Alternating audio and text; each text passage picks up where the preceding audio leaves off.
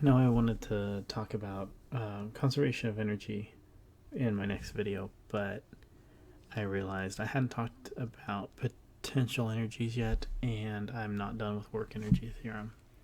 So we're gonna finish work energy theorem before I get ahead of myself. If we go back to the box example,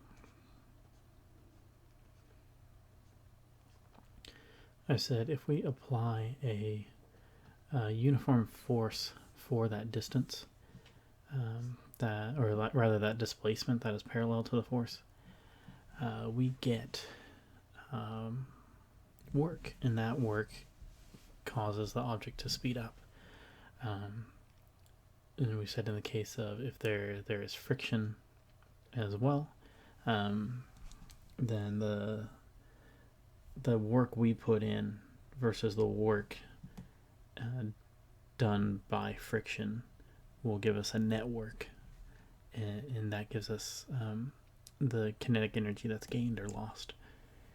And what I want to talk about is what this means graphically. If we apply a consistent force, so a uniform force for that displacement, the work is the force that's parallel to that displacement. So if we look here, anytime we're multiplying two things together, chances are that's the area, because in that case, if this is the force that's being applied parallel, and this is our displacement, we see that the work is the area underneath the curve, or in this case the line.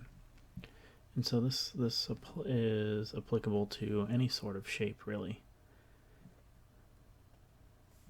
If we have a maybe a force that we're consistently increasing, then the work there is the area under that line. Or maybe we have a force that's changing some other way.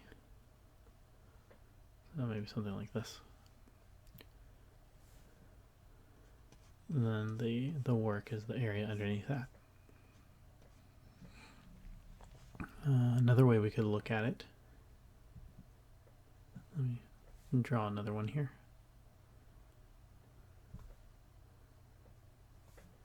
Consider the example with the box where we had friction as well.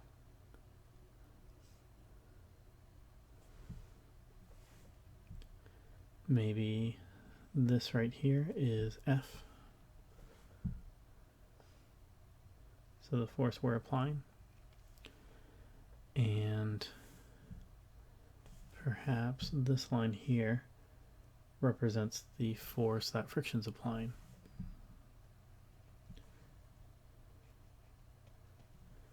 Well, since our force is with the displacement and friction is against it,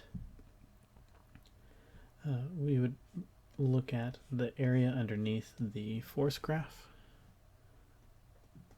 or the applied force graph. We would look at the area underneath the friction graph, and the difference between the two would be our network.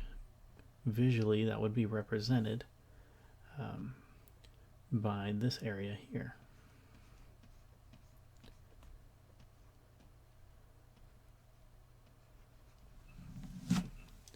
And so those are different ways that we can demonstrate work on a graph. That's all I got.